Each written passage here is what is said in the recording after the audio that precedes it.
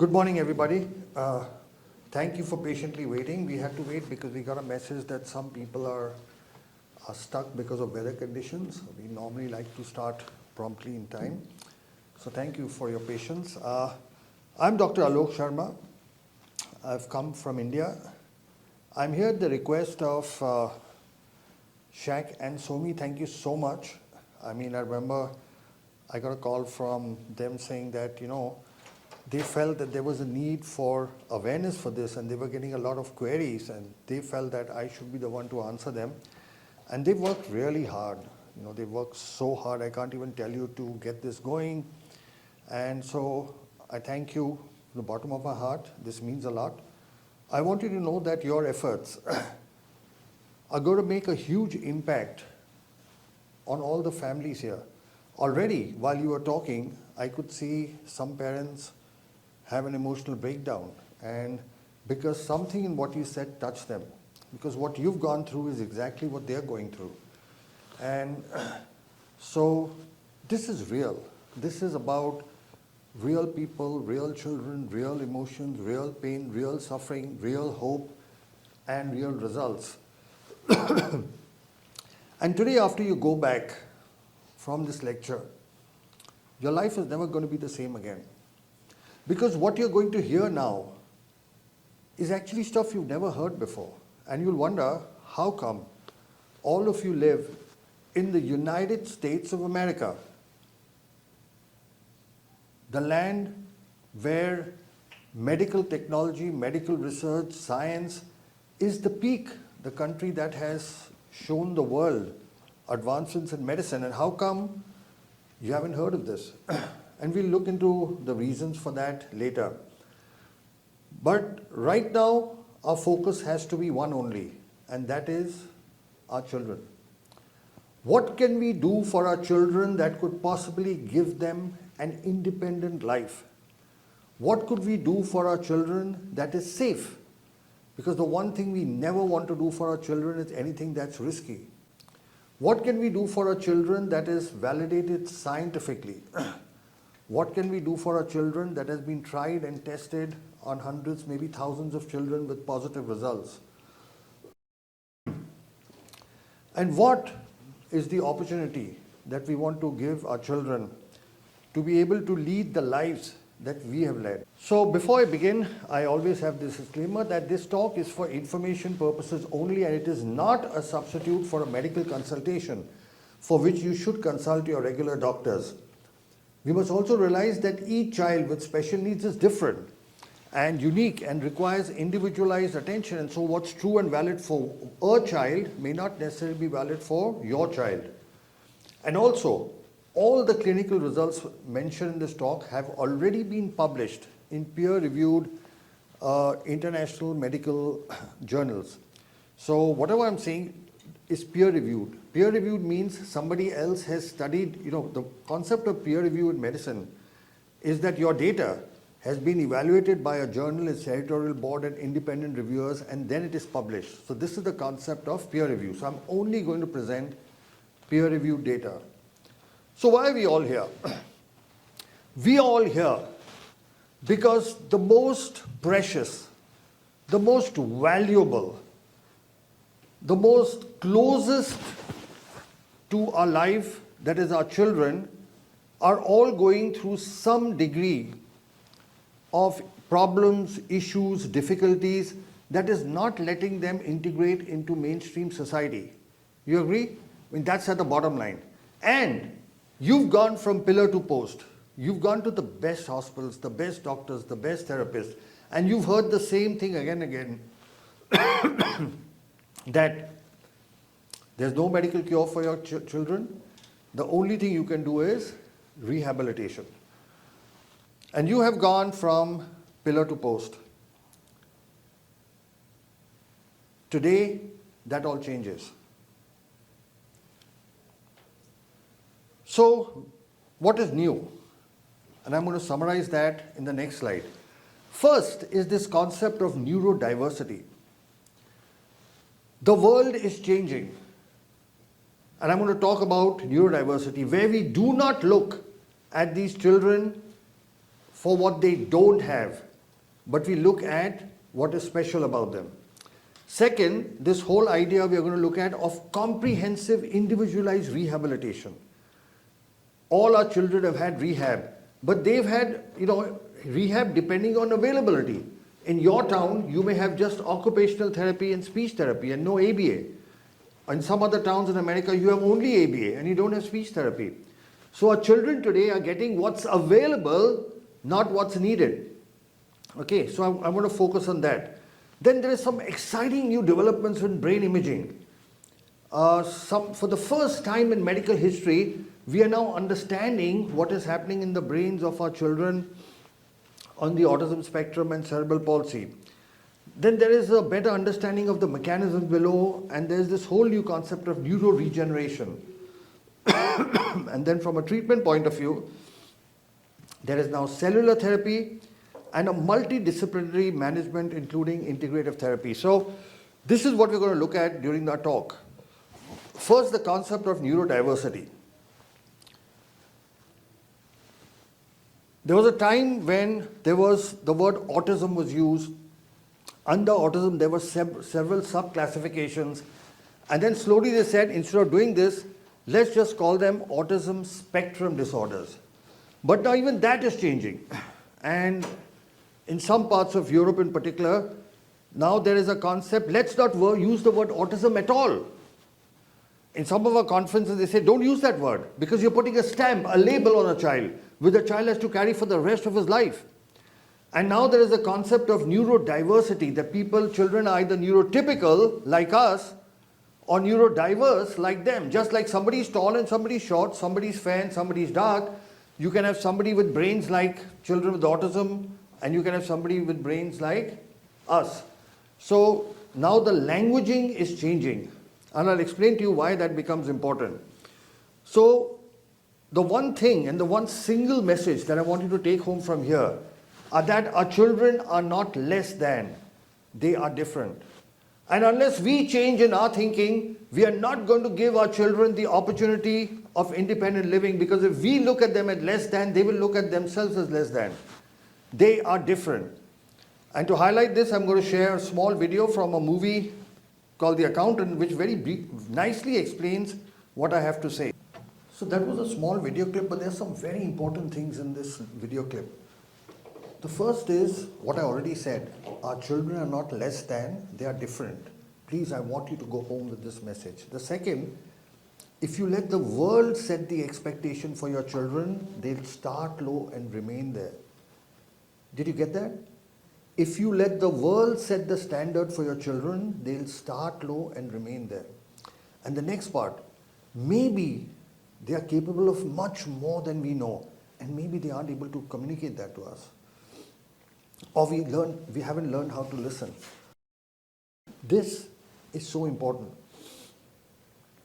And I think the reason why both Shaq and Soma have succeeded in doing so well with their child is because they listened. They did not let the world set standards. They set their own standards. Okay? And based on that, they did everything possible. And it's just miraculous to see how wonderfully Idris is doing now. But they followed the principles shown in this. Because our children are capable of much more. You all are familiar with the fact that Elon Musk had autism. You know that? He talks about it. Google him. He actually talks about his autism. But like Shaq and Soma, they didn't try to get their child to lean into their life. They leaned into their child's life. Okay? And when you do that, when you accept that they have their own way of living, thinking, believing, and perceiving the world, that's when miracles happen. That's where, from having a child who's not dependent, you can have an Elon Musk or an Albert Einstein, or some of the greatest tech geniuses have had some degree of what is called ADHD. So if this one single message you could take home, everything will change. The treatments that you do, the therapies that you do, everything will happen spontaneously. It will give you the courage and the ability to make informed choices. And those choices will be what will help your child lead into an independent life. So now let's look at some of the medical parts. What I spoke to you now, that's my main talk. That's it, period. If you actually just go home with this, everything will change. But you've come here for some information. So now I'm going to give you some information. First, new brain imaging. So you can see the scan over here. This is a new scan called a PET-CT scan, which is in color. So you don't have to be a doctor to figure this out. And whatever is blue is damaged, inactive, working less. And we have done this scan in 3,000, over 3,000 kids with autism, and every child with autism has more or less a similar damage. As part of a project, we had scanned normal children, sorry, not normal, neurotypical children. None of them had this. Now, so for the first time in medical history, and you'll be surprised, there's so many children with autism, none of your children has even had this scan. Anybody's got a PET scan done here? No, all right. It's like, what if you had a fracture of your leg and your doctor did not do an X-ray? Would that make any sense? Imagine you have a fracture and your doctor doesn't do an X-ray. Or if you have a gallstone or a kidney stone and they don't do an ultrasound or a scan. Would that make any sense? Yet our children have major brain problems. They aren't able to speak. They aren't able to communicate. They aren't able to go to a regulatory system. Obviously, this is connected with the brain.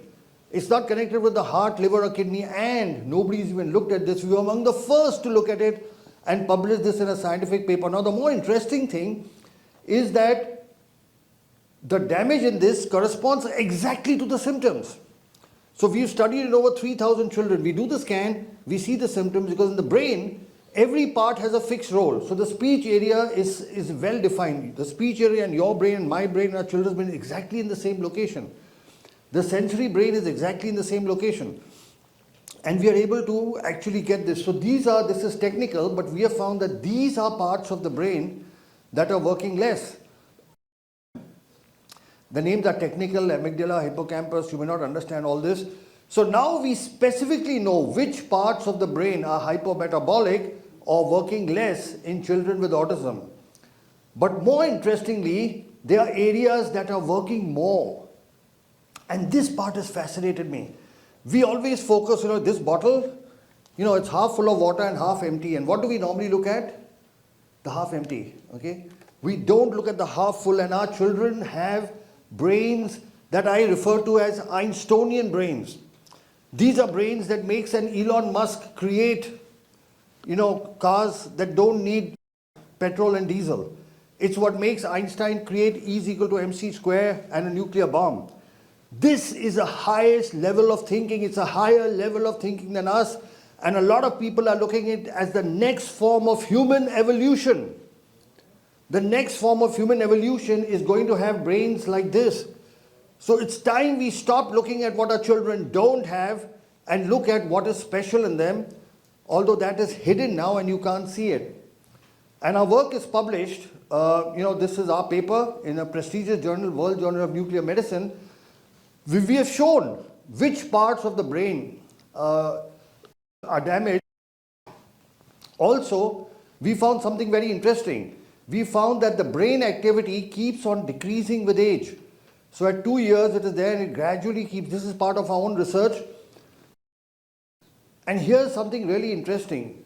Whereas we found that children with autism, their brain functioning keeps on decreasing with age, neurotypical or normal children actually it keeps on increasing. So this is any other child and this is our special needs child. Okay, but now I want somebody here to tell me what is really fascinating about this. Somebody point out something interesting in this. We know it's going down. Yes, who said that? Great. They start off higher. The brain activity of our children with autism starts off higher. Look at this. And then it declines. Okay, which means if you intervene early, you can actually take them to a complete different level. See, if you treat the children late, you have to bridge this gap. So if you treat a child at 15, the brain is here, whereas a typically developing child's brain is here. If you treat early, you have to bridge this gap. if you treat here, you can actually take it to a different level. So this is our own research. Is published in a prestigious journal. So I'm not talking, this is not philosophy. This is science. And this is published science in journals. Okay? So I want you to remember this. Now, why is this also important? It's important for purposes of early intervention. The earlier you intervene, the better results you get. Because everybody will tell you, let's wait for the newer treatments to be more established, and this and that and the other. The longer you wait, the more difficult it is to get our children to be able to reach where they have to reach. There's some very fascinating new biochemical research. Amazing stuff that's happening. This has got to do with folate, autoantibodies. It's a fascinating area. We are working on this. We have seen that our children have elevated something called homocysteine levels. We've increasingly found low vitamin D levels in almost all our children. Your kids have never had vitamin D. Well, do it. You'll find it's low. We've also found something interesting. They have elevated vitamin B12 levels. We keep on giving our children supplements mindlessly, whereas increased B2, so it's like, giving a child autism supplements like B2 and others is like giving somebody with lung cancer tobacco. You actually aggravate them. So please do not give supplements mindlessly. You have to check all this. And there's a decreased oxytocin level. This is technical. I won't go into details. But this is a very fascinating area of cerebral folate deficiency. And we are actually looking to see how we can, and there is actually medication which can be given, folinic acid, which shows improvement. There is an elevated level of something called homocysteine. This is normally associated with stroke patients. A lot of stroke patients have this. This may have to do with many other factors, including the gut. There is vitamin D deficiency. Vitamin D, by the way, comes from the sun. When our skin is exposed to the sun, vitamin D is formed, but nowadays we get hardly any sun exposure. Even in areas which don't have cold climates like here, because everybody is in air-conditioned rooms and homes. So we have found in almost all our children, low vitamin. Why I'm telling this is correctable at home. All you need to do is, have your child have about half an hour of sun, without, preferably with the above the waist, without clothes, so that the sun gets absorbed. Or we have to, so there's a significantly elevated levels of some of these are causing damage. So we need to be careful. So what has changed in neuroscience? For 150 years, we believed that once the nervous system is damaged, nothing can be done. Okay. But now that has changed, and now there is a new thinking that some regeneration is possible by cellular replacement and repair. So that's the new thing that's happening. The other new thing is that in the last 2 or 3 decades, that management of autism is multidisciplinary. We need rehabilitation. We need to focus on diet. We need, cell therapy, which I'm going to talk about. We need hyperbaric oxygen. So there are a whole lot of therapies. So there is no one single bullet for autism. We have to work with all of this. I like to show this, a picture like this. This you can see, this is a fracture. Can you see this fracture? All right. Now I'm asking you, if you had a fracture like this, would you take physiotherapy on a broken leg? What would you do? You'd go to an orthopedic doctor and he would fix it, right? All right. Yes or no? Would anybody take rehabilitation on a broken bone? But do you know, this is exactly what we are doing with our children. Our children have brains that are damaged. We are giving them rehabilitation on damaged brains, expecting them to do things that a normal brain should do, and that I feel is completely unfair. It amounts to almost torture of our children. You're forcing our children to do things that their brain is incapable of. But if you repair the brain like this, and this is the same child with the brain repaired, the same therapy would give you good results. So that's the purpose of our work. Instead of, you guys have done all this, right? There's nobody here who's not taken therapy. And yes, you get some results. But we are not able to handle the fundamental issues. And we are not able to handle the fundamental issues because we are working on damaged brain. And I'm here to tell you that this brain can be repaired. And we're going to discuss that over the course of this lecture. So let's look very briefly about autism. We know it's a neurodevelopmental disorder. It was first described not very long ago, 1943. It appears in the first 3 years of life. We defined it as mild, moderate, or severe, and boys have it 4 times more than girls. We know the primary problem happens to be one of poor social interaction, impaired communication, and repetitive behaviors. But this is what is interesting. These are not my figures. This is a graph from the US CDC. Please go onto their website, and this you will see these figures. Now look at this. This is interesting. In 2004, 1 out of 166 children had autism. All right.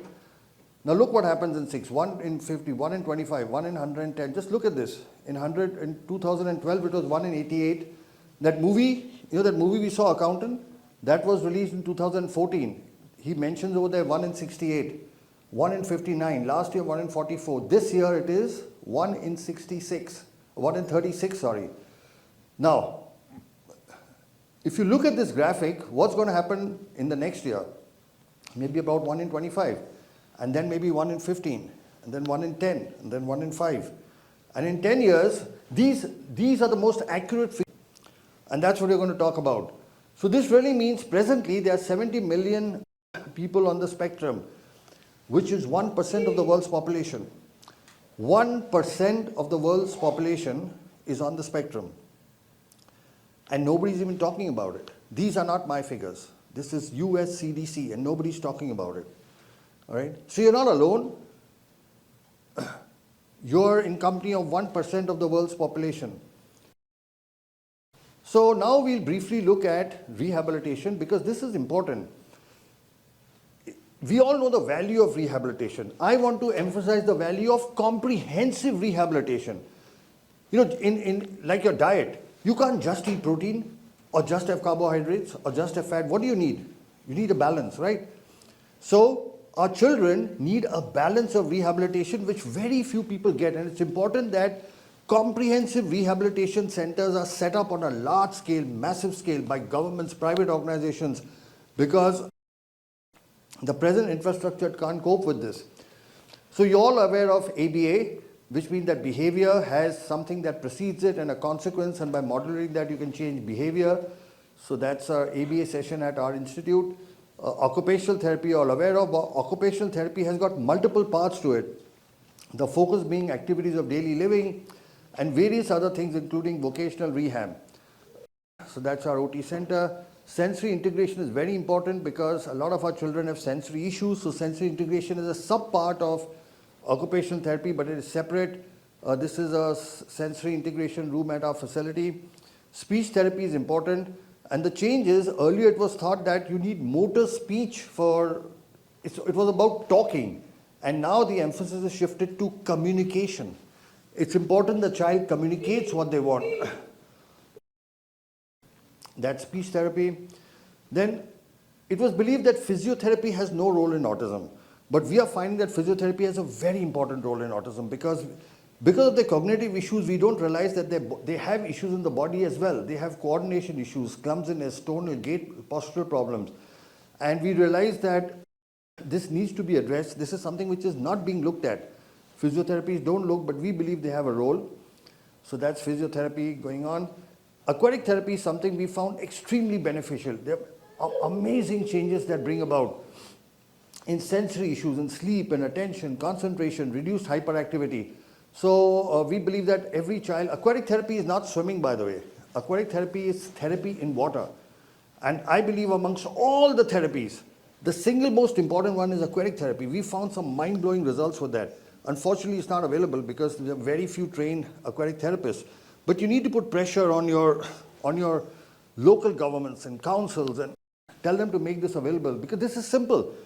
But all it requires is a water tank, and a trained person, because children in water, you have to be very careful. So you can't have anybody doing this. Then there are art-based therapies and music-based therapies. Now we'll come to the main topic of the day, what I refer to as cell therapy. So this is called different terms. It's called regenerative medicine, stem cell, cellular therapy. These are just same names for different things. So basically what cell therapy does, you take healthy cells and you replace the damaged cells. So you can see that is the damage in a child with autism. You give cell therapy and it gets better. So worldwide, there are so many publications. You can see this is worldwide. On neurological disorders, there are over 290 papers. And Orthopedics, there are 130. Wound healing. So there's a lot of scientific papers on cellular therapy. In autism, there are over 30 papers. Cerebral palsy, 44. These are other neurological conditions. So there's a lot of work already on this. Now, in the field of medicine, our Bible, Quran, or the Gita is something called Harrison's Principles of Internal Medicine. This is the standard text. And this has now introduced a chapter on cell therapy. There's a complete section on regenerative medicine. The Nobel Prize, which is the highest recognition given to people with pioneering work, 3 times, not once. In 1990, 2007, 2012, the Nobel Prize has got to stem cell research. And this is the highest recognition. So there's obviously a science base. There is no other field, not a single other field in medicine that has got the Nobel Prize 3 times in a span of 15 years. And you can see 3 Nobel Prizes.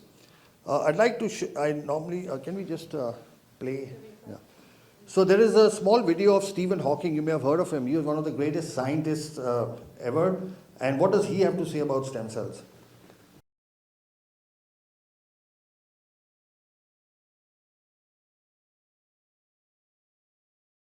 I have spent my life exploring the mysteries of the cosmos.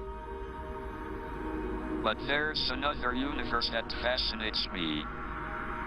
The one hidden inside our bodies. Our own personal galaxies of cells. Today, we are on the brink of a new age in medicine. An age where we will be able to heal our bodies of any illness. All because of cells inside us, which have special powers. They are called stem cells. After Albert Einstein, and you heard what he had to say about stem cells. So how do cells or stem cells work? The first thing is they have the ability to multiply. So a single cell can become millions of cells. Secondly, they have the ability to convert. So the same stem cell can become a brain cell, heart cell, muscle cell, depending on where you put it. So this ability to multiply and convert into anything that you want. So if you put it in the brain, they become brain cells. You put it in the muscle, they become muscle cells. Then the ability to improve the blood supply. So where there's decreased blood supply, when the cells go, they attract new blood. And then they release certain positive chemicals that help in the healing process. So all of this helps in repair, regeneration, and replacement of the damaged tissue. So there are 2 types of cells. They are autologous cells. That's what we use. We take from the child and put it back in the child from the same patient. And donor, you take from somebody else and transplant it. So this is considered to be a procedure because you take from the same patient and put it back in the same patient. And this is considered to be a product. Now this is important because in the United States, till last year, the US FDA, because the question, people say, is this US FDA approved? In America, everything is US FDA, right? So the US FDA said that both of these come under us and you cannot do this without their approval. But in August of 2022, a court in the United States told the FDA, this comes under you, this is a product. And they very clearly said that procedures do not come under FDA. There's a fantastic judgment that's worth reading. It actually said that procedures have never, you know what a procedure is? You do a bypass surgery. There's no approval process for a bypass surgery or an orthopedic surgery or for how you remove the appendix. So procedures don't come under regulations. Products do. This is like taking, a fresh orange and giving orange juice. This is Tropicana. So what the court said is, you want to sell Tropicana, you need approval. You make homemade orange juice, you don't need approval. So for the first time in America, and that's why in America, because you must be wondering, why is it not available in America? It's the US FDA that said that you can't do it without our approval, and they wouldn't give approval to anyone. But with this court judgment that now tells the FDA, hey, you know what, this is yours, don't interfere here. It's a very clear, loud judgment, and it says things like, they are not now, nor have there ever been any FDA approvals for procedures. All right. So now slowly, thanks to that now, slowly in America, there are various places that are starting to do this work, but they're about 15 years behind us. It's just about coming up. So there are different types of stem cells. You can have stem cells from the embryo. So, life starts when the father's sperm and mother's egg comes together, and on the 4th or 5th day of life, it becomes a grape-like bundle called the blastocyst, which is a bundle of embryonic stem cells, which means all of us, on our 4th or 5th day of life in the mother's womb, we were a bundle of stem cells. And from these stem cells, the entire body was formed. All right. So these are called embryonic stem cells. Now we don't use this, but this is the root of the problem, because everybody thinks stem cells means you take from the embryo. We do not use this because there is a risk in this. First you are taking from an embryo, from a fetus, from spare IVF. You don't know what happens. They could potentially become tumors, because people say stem cells become tumors. That's true, but that's only those which you take from the embryo. So we do not use this. Then you can get stem cells from the umbilical cord. You know what the umbilical cord is? It's the cord that connects the mother and baby at birth. And this has stem cells, and I don't know if in America they do it commonly, but nowadays they preserve the umbilical cord, and if you preserve the umbilical cord, you can take cells from there. And then there are the latest type is something called induced pluripotent cells, where the outside is from the patient and inside is embryo. But we are not using any of these. What we use is what is called adult stem cells, which is cells from our own body. So in our body, there are two places from where we can get cells, from the bone and from the fat. So we take from the bone because it's very easy, just a needle prick. So inside our bone, there's a liquid called bone marrow. You all must have heard of it. So the bone marrow is rich with stem cells. It's got millions of stem cells. Just put a needle in the bone, take out some bone marrow, and you've got millions of cells to use. So we use this. So whatever I talk about now, I again say we do not use embryonic, we do not use umbilical cord, we do not use iPSC. We take cells from the patient, put it back in the patient. Why? Because it's safe, they don't form tumors, they never get rejected because they are your own cells. You can easily get them with a needle prick. You don't need any surgical intervention, and there are no ethical issues about its use. How do you inject them? You can inject them into the lower spine, into the spinal fluid, because the spinal fluid carries it to the brain. This is what we use.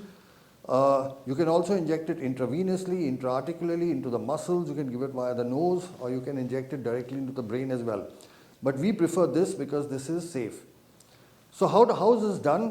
It's 3 steps. First, we put a needle into the pelvic bone, which is the bone just above here.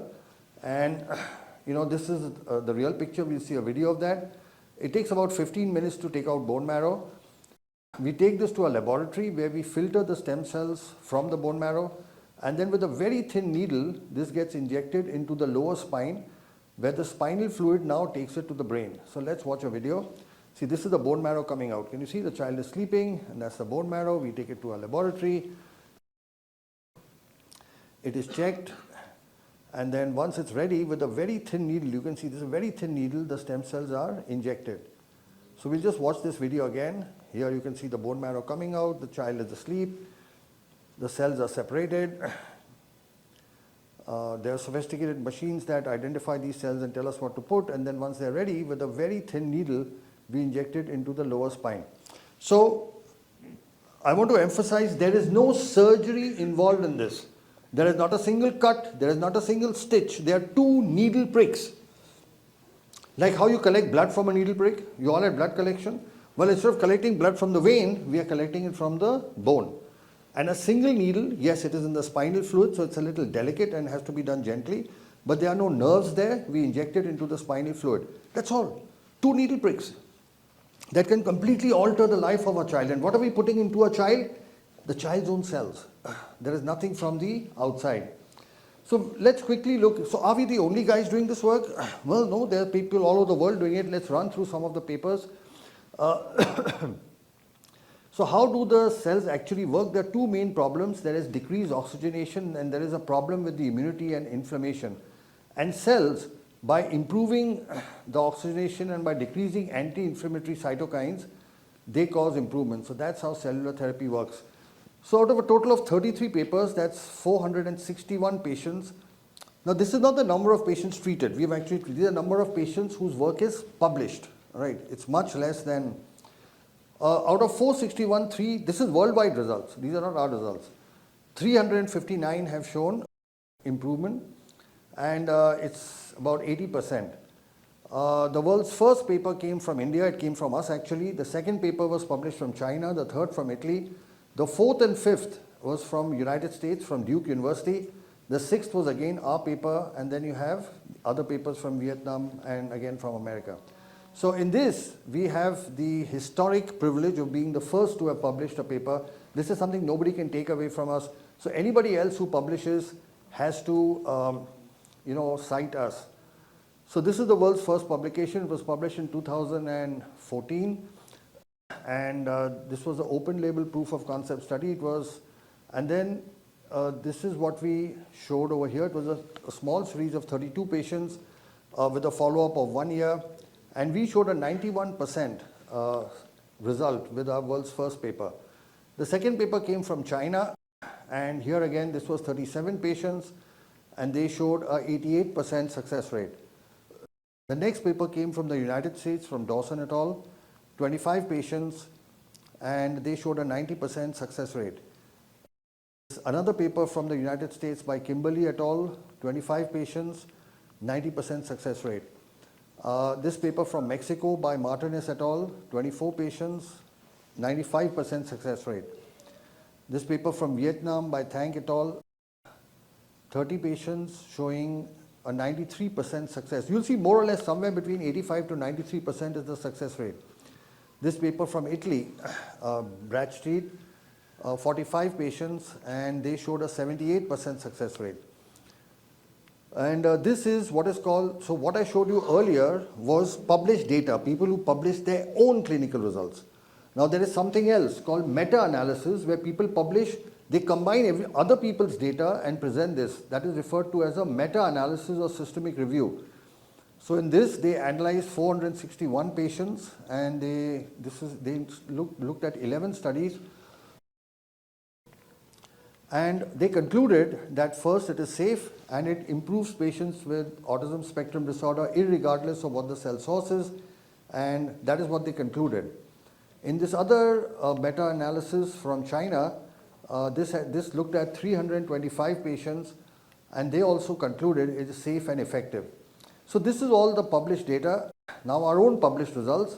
So this is our second paper, which was published in the American Journal of Stem Cells, and this was data of 254 patients, and this is just to show you the symptoms that improved, from social interaction, eye contact, attention, stereotypical behavior, aggressiveness, hyperactivity, self-destructing, sitting, speech, etc. Now you'll notice there is no 100% improvement, okay? So some things improve less, like speech, for example, or communication has a lower success. Only in 60% there was an improvement. 40% of our kids did not improve in speech. So it's important that you don't get like a 100% success rate, but all of this is published. Now some things like command following, and this improved a lot, and things like social behavior, eye contact, attention concentration improved the maximum. So this is the percentage of improvements as we have published. Now these are objective scales.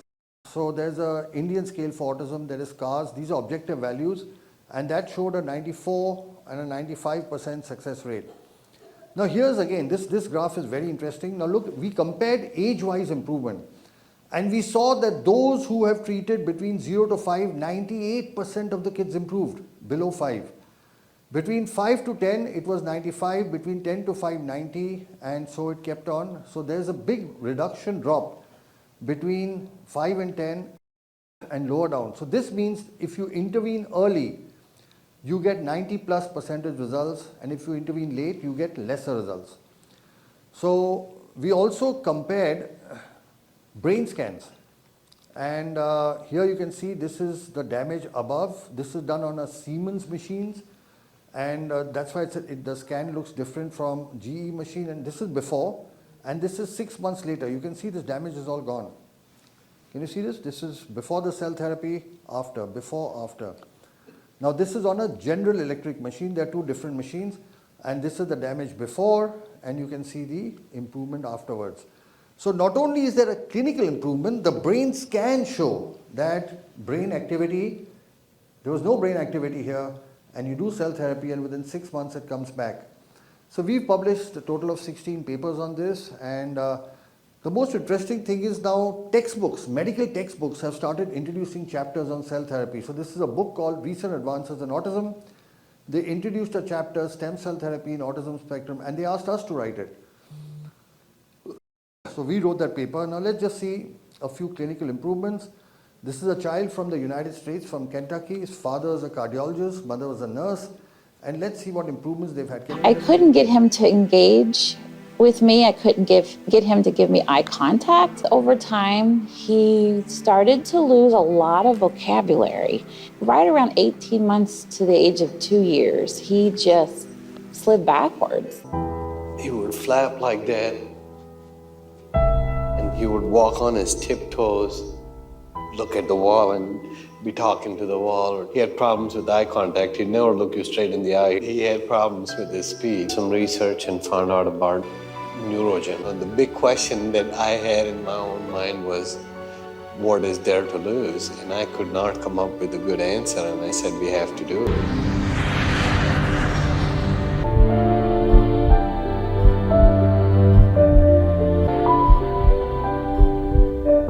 We started seeing better eye contact, definitely a difference in his engagement with us, with his sibling, his mood. He was so much calmer. Now he's all about taking his own shower. I have to just prompt him to get out, but he'll wash himself and he'll put his clothes on. Saw the PET scan images.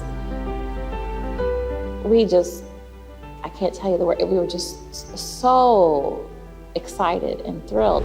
The areas that were hypoactive or non-active were warm. There was activity there. Ganesh has gone from This is very important.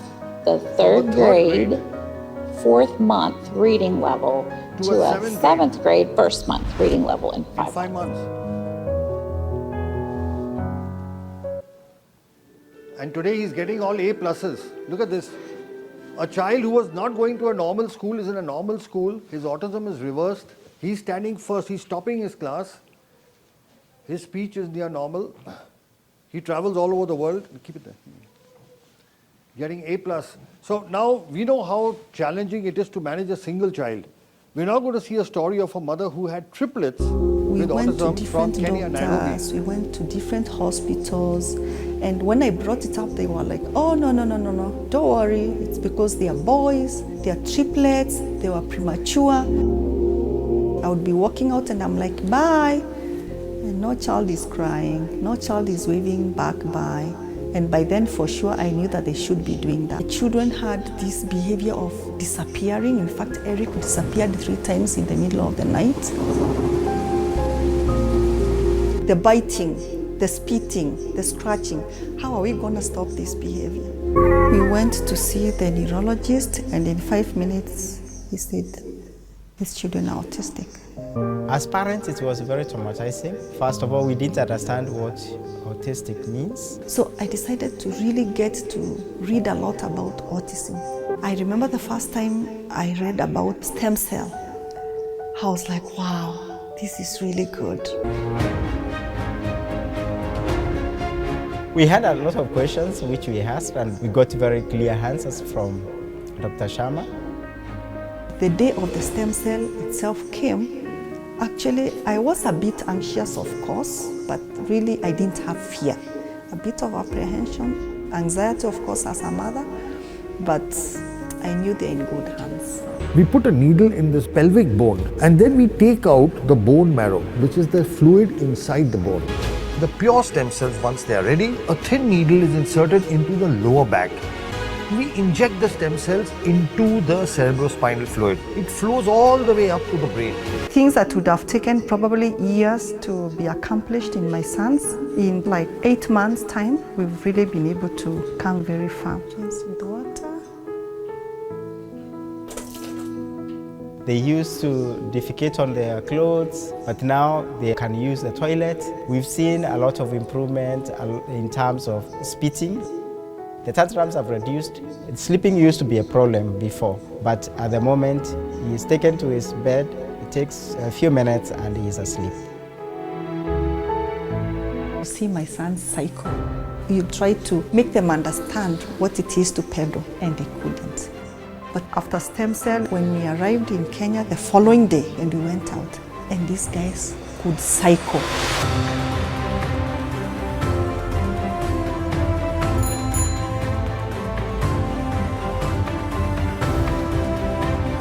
I'm going to send you to buy tomato paste, okay? I'm going to send you to buy what? Tomato paste. In the shop. Where is the shop? It's here. Okay. So I'm going to give you Money. for what? Buy tomato lollipop. I'm going to wear my shoes. That's right.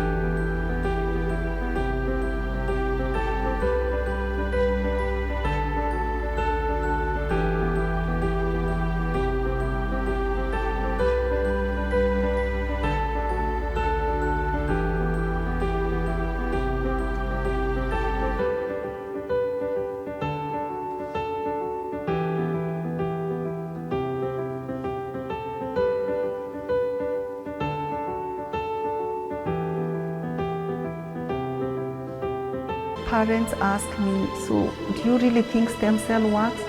And I'm like,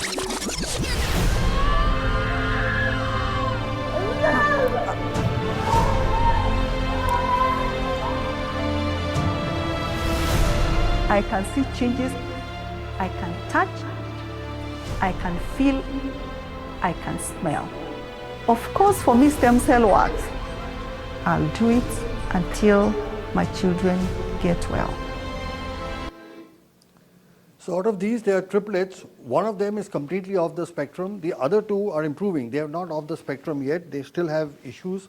But one child is completely off the spectrum, the one that we showed. And the other two are, still requiring some treatment, but they're gradually coming out of it. And just one more video. This is among the first children. The reason why I like to show the next video is here was a child with special needs who today has improved so much that he is looking after other special needs children. This child who could not go to a school earlier is today giving tuitions to deaf children, and he's one of our very special children.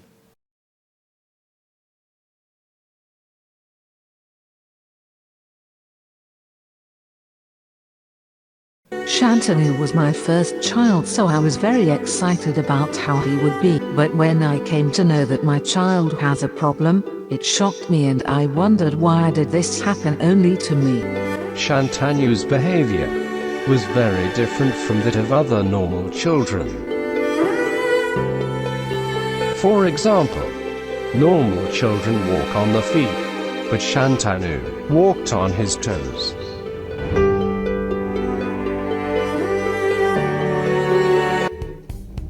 It has been 2 months since Shantanu's stem cell therapy. There have been many changes and many improvements.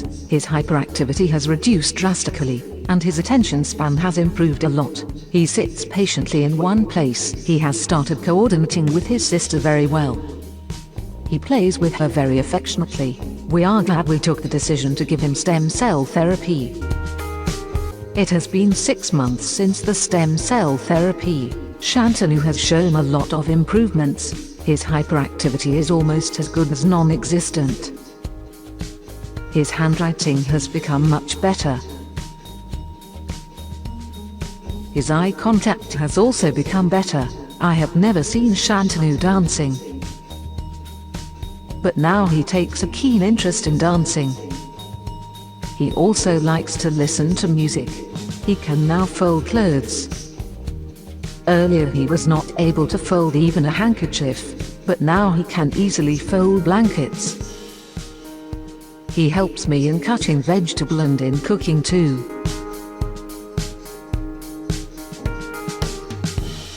Goes to the market store for purchases.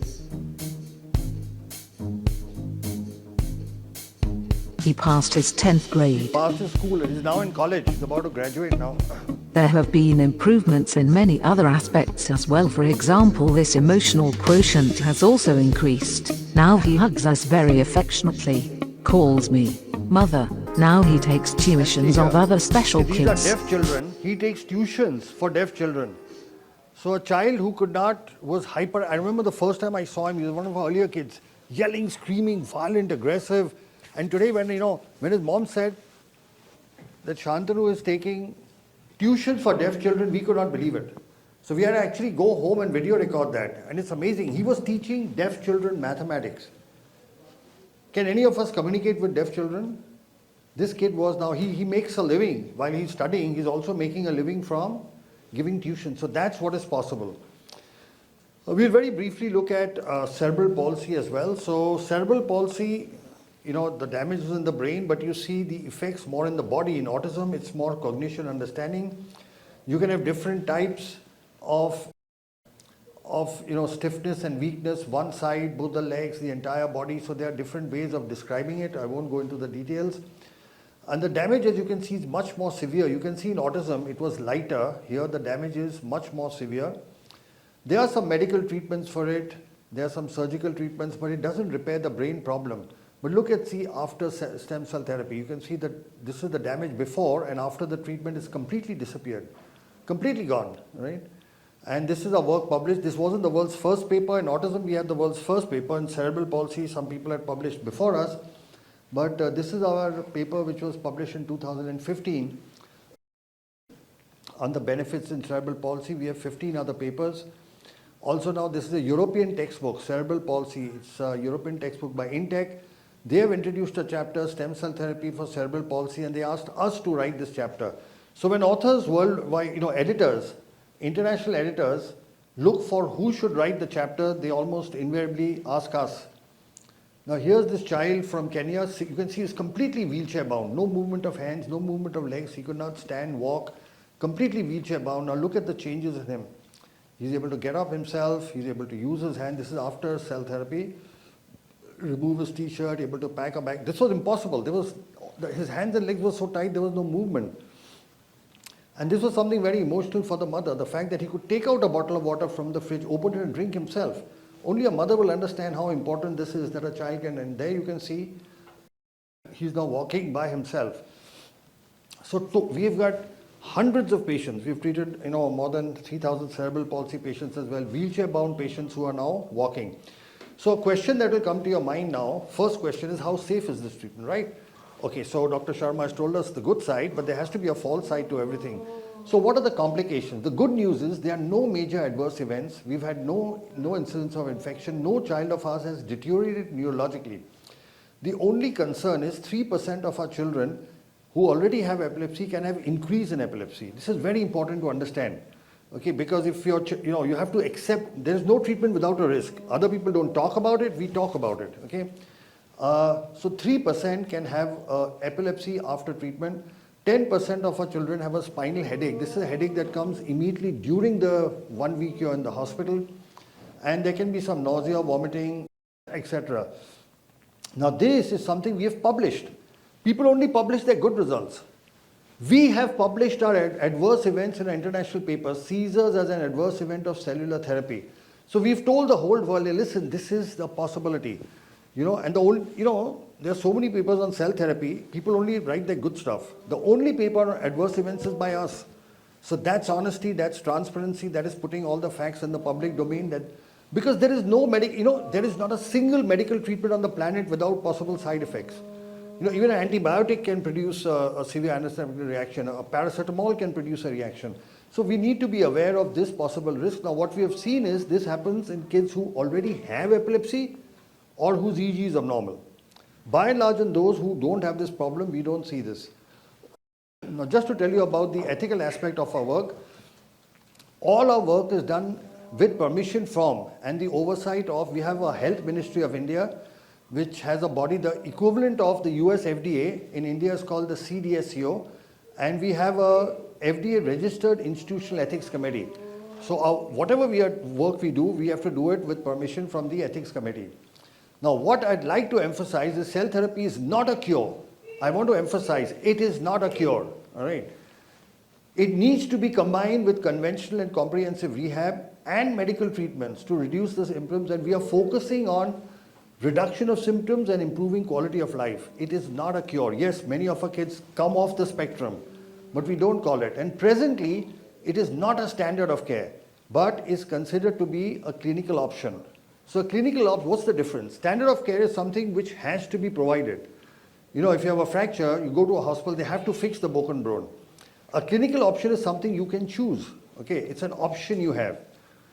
You know, there are different kinds of treatment, like there's bariatric surgery for obesity. You don't have to do it, but if you want to, you have an option of doing it. Okay, so cell therapy is a clinical option. It's not a standard of care. Now, apart from that, I'd like to discuss what is called integrative therapy. So we have a whole lot of additional therapies like hyperbaric oxygen, ozone therapy, gut cleansing, diet, acupressure, supplements, vitamins and micronutrients. We'll briefly look at them. So hyperbaric oxygen, there's this chamber, it's called giving oxygen at higher than normal pressure.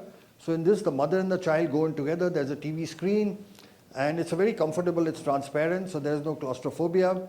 So what is the purpose of hyperbaric oxygen? See, normally, all of us, we are now breathing oxygen at 1 atmospheric pressure. So at 1 atmosphere, so this is our blood vessel. We have red blood cells, white blood cells, and there is the liquid called plasma. So presently, all of us, the oxygen we breathe is only carried by the red blood cells. But when you give oxygen under pressure, the oxygen goes into the liquid. So as compared to only this, the entire blood is flushed with oxygen. So that's the benefit of hyperbaric oxygen. And over the last 5 years, we've introduced this as part of our treatment, and we are finding better results when we combine cell therapy with this. So these are the numerous benefits of hyperbaric oxygen, from improving immunity, increasing energy levels, and stimulating oxygen. Then we have something called ozone therapy. So oxygen is O2, ozone is O3. It's like a superactivated oxygen. And we found this to be very beneficial as well. Because it kills viruses, bacteria, reduces inflammation, reduces blood clots, and it has an antioxidant effect.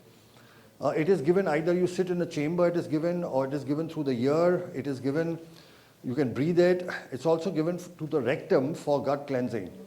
So it improves all the oxygenation and gut health. The other integrative therapies, one is gut cleansing. So we believe that there is an equation between the gut and the brain. And we do gut cleansing using ozone therapy. So we put ozone through the gut, and that kills all the bad bacteria. It lets the good bacteria survive. So then we have acupressure, deep tissue mobilization. In some select patients, where there are very heavy metals in large quantity, we can do chelation, but we do it in select patients only, not everyone. We give advice on diet. There are foods to eat, foods not to eat, prebiotics, ketogenic, gluten-free, this you're all aware of. And what not to eat, we give that advice, ketogenic diet. Now we believe in selectively giving supplements, not give general supplements. So there is B6, omega-3, prebiotics, etc. And this is the list of things of which we find that vitamin D is one of the most neglected. And this is replaced if there's a deficiency. So what's the scientific basis of our work? All our work is published in scientific journals. We have 106 papers, which is the largest of any institute in the world. There is nobody else that has over 106 papers on cell therapy in neurological disorders. And we have chapters in textbooks. There's this other textbook, Physical Disabilities. This also has a chapter, Stem Cell Therapy in Pediatric Neurodisabilities. And we've published 18 books. Now all these books are available without any cost. So first we wrote books for doctors. This is stem cell therapy. And we found that no doctor was reading this book. Guess who was reading all our books? Parents. So we said, if parents are reading them, why don't we write for parents? Because these are very technical. Then we wrote a parent guide for autism, a parent guide for cerebral palsy, a parent guide for muscular dystrophy. All these books, hard and soft copies, are distributed free of cost. We don't charge for it. You have these brochures at the back. If you just scan that barcode, you can download all these books. Now these books are general books. They give you advice on diet, on what therapies you can do at home. They are with pictures and videos. You can actually learn from that and do rehabilitation yourself. So they are parent guides for every aspect, about the causes, about the treatments, about the drugs. Everything that you want to know is all, you could spend hours and hours on Google, and everything that you would do, we have put together in a book that's available without cost. All you have to do is scan that barcode. So we've treated more than 13,000 patients from 102 countries, from all over the world. And knowing that information is very important. Then multidisciplinary rehabilitation, medical treatments are important. I keep saying cell therapy by itself doesn't work. You need rehab, you need medical treatments. And adult stem cell therapy, that's what we do, is safe and effective treatment option for autism and cerebral palsy. So we've looked at all of this. We've looked at newer brain imaging, conventional rehab, special rehab, cellular therapy. So this combination is what will give us the results. So in this talk, we've looked at neurodiversity. We understood a little bit about autism. We looked at neuroregeneration, brain repair, newer brain imaging, neurorehab, cell therapy. I showed you worldwide published literature. Okay, we didn't just talk about what we do. We showed you what people all over the world are doing. We looked at cerebral palsy, integrative therapy, and other therapies. Now this, I put a star here because I believe this is the single most important slide of my talk. We've looked backwards, and we've been doing this for 15 years. So we've actually, those kids who are completely off the spectrum, who've graduated, who are running businesses and factories, and doing very well, we've actually studied them, and we found some common factors. First, in them we found that the parents had an absolute acceptance of the child, the way the child was. They were not ashamed of the child. They didn't hide their child. They were out there just like Shaq and Somi. They took their children out into the world. And what they did is something we've seen in all our kids who've done well, is an unconditional acceptance. This is the way our child is, and that's how it is for the rest of the world. Okay, so they will not let the rest of the world decide their opinion or the child's opinion. So this is fundamentally important. Second, complete understanding. You must know what is happening to your child's brain. So read about it. Today, all information is available on the net. Our books have it, by the way. So in case you don't want to surf the net, if you go into our books are not just about stem cells. They're about everything. About autism, about why it happens, about what to do at home, what diet to give, what drugs to give, about rehab. The cell therapy stem cell part is just one chapter in the end. So please read and get knowledge. The next part is very important, the whole family working as a team. And here again, these two are a wonderful example. They are like a role model of how the family needs to work as a team. Who wins a football match or a corporate war or a war? The better team. You can have the world's best forward, but if you don't have a good goalkeeper, you can't win. So the family is also a team. And what we found is when the team works together in sync, in a football match, the defense has to work in sync with the forward. You can't, everybody has to, if somebody can't get a goal, he has to pass it to somebody to be able to, isn't that true? You have to work as a team. If it's like one person, it doesn't work. So we have to remember the family is a team. And so, this is so important. In fact, I say it's more important than the cell therapy. The family working in sync, because I say autism doesn't affect the child, it affects the whole family. Yes or no, do you agree? It affects the family positively, it brings them together, and also affects it in some maybe not so good ways, because there are strains that are put on different relationships, pressures put. So, but if you're working as a team, then you absorb those pressures, you work to support each other. And what we are finding increasingly, so earlier on we thought the mother's role was very important, because we always found mothers, but we found something very interesting. In almost all our kids who've gone off the spectrum, it's the fathers who've played a proactive role. They've been there out in the front. They've been captains of their team. They have been proactive. They know the therapist, they know the names of the therapist, they know the protocol, they know everything about the child. I understand that as fathers we have to work, we have to make a living and support the family. But now, post-cell therapy, your presence becomes very important. To all the gentlemen here, when we were small, who did we look up to behavior? Our dads or our moms? You always look up to your dad, right? You want to be like your dad, right? Moms offer love, affection, food, play.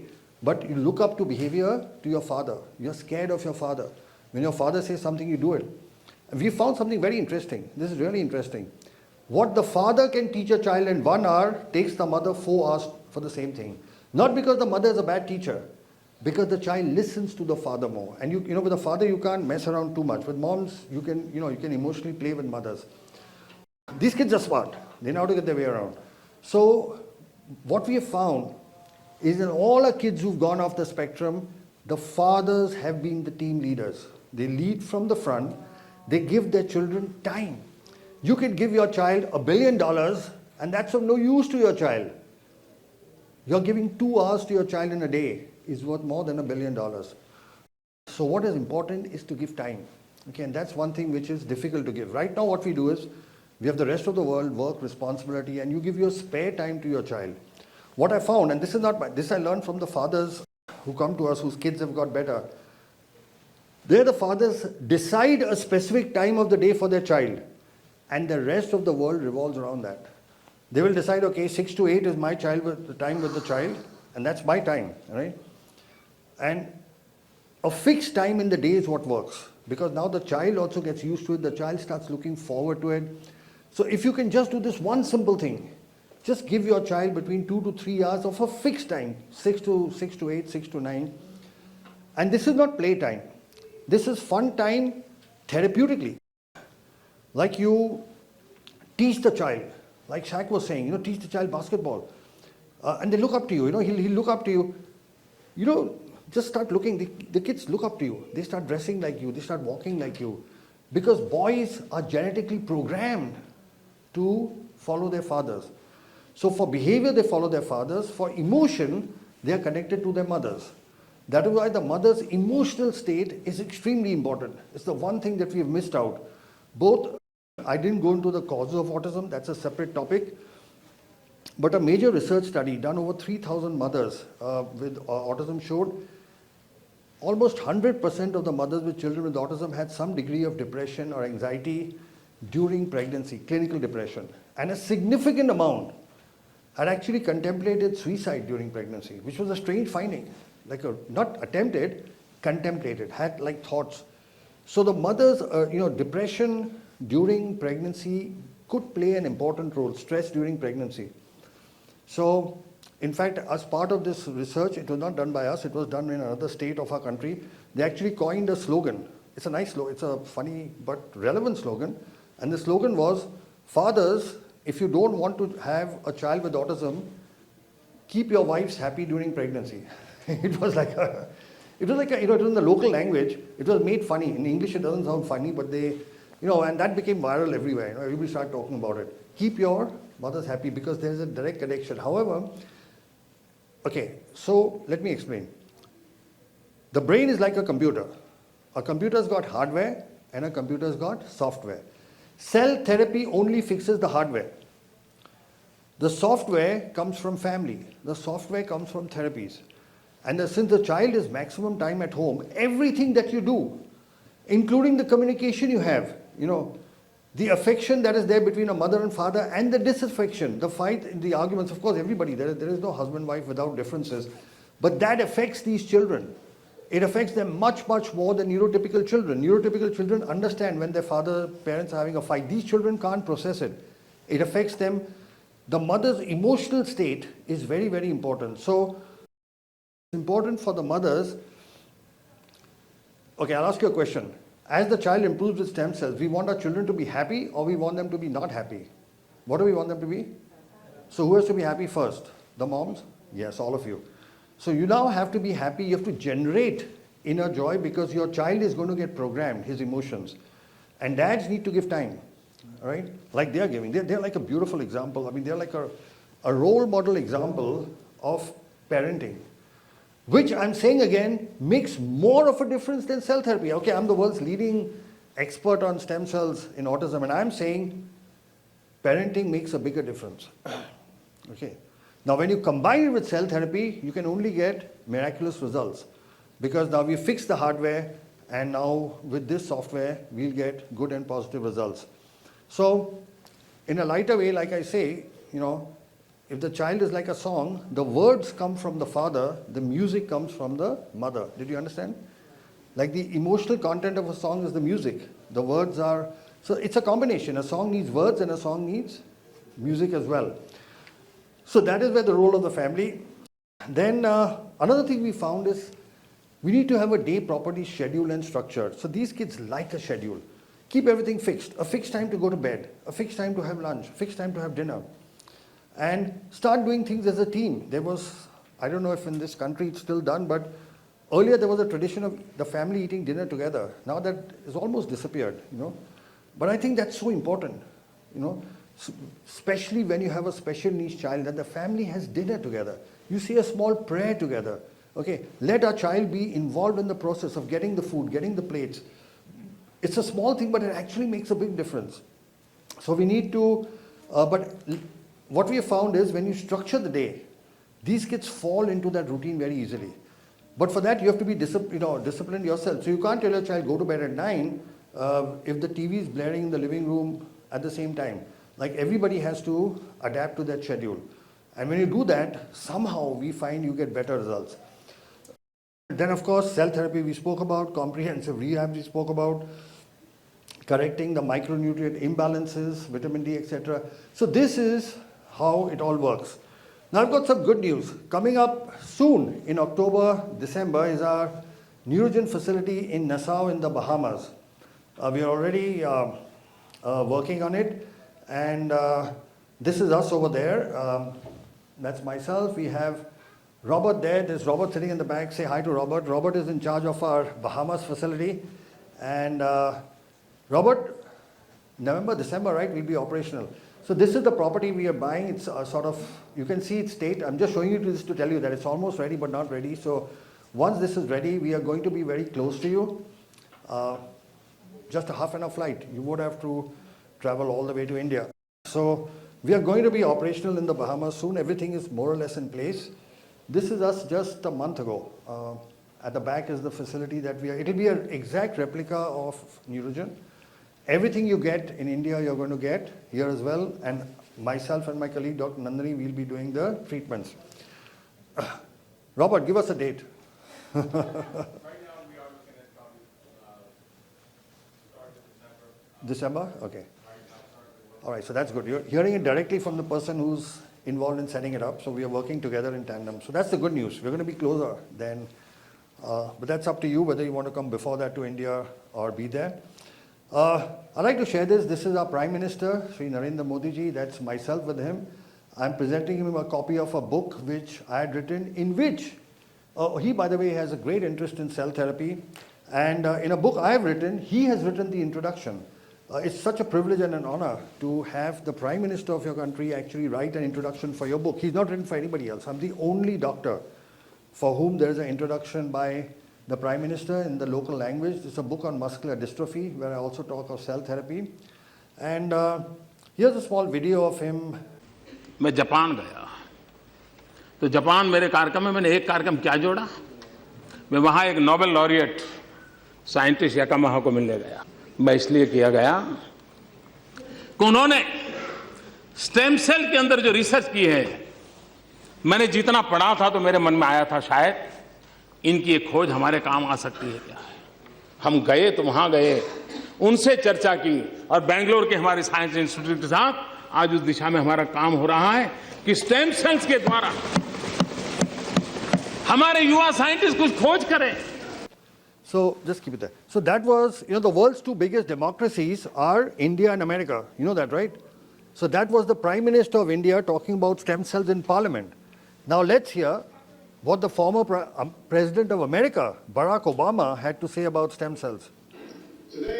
Today, with the executive order I am about to sign, we will bring the change that so many scientists and researchers, doctors and innovators, patients and loved ones have hoped for and fought for these past 8 years. We will lift the ban on federal funding for promising embryonic stem cell research.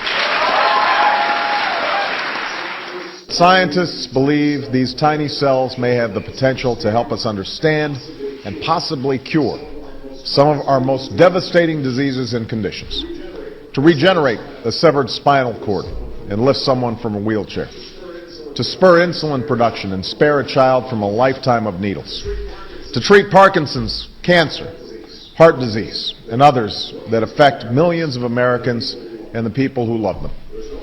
There's no finish line in the work of science. The race is always with us.